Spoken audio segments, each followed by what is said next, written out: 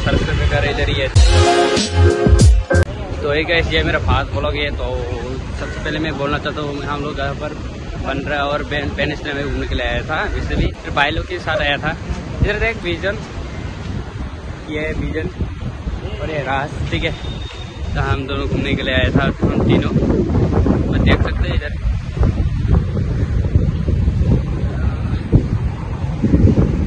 बहुत मजा ले लिया आज। तो अभी रूम जाएगा, उसके बाद खाना खाएगा। तो जो भी देख रहा है प्लीज लाइक और सब्सक्राइब कर दो। मेरा यही फर्स्ट ब्लॉग है सबसे पहले, ठीक है।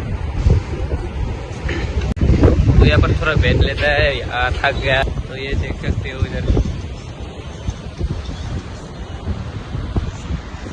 भाई क्या क्या हो गया मेरा बाल, देख सकते हो पूरा हवा आता है ना इधर से बहुत। ये सरस्वती का इधर ही है, वीडियो को एंड तक देखना। इसमें रहता है ये गेट है, यहाँ पे बहुत लोग चलते रहते हैं।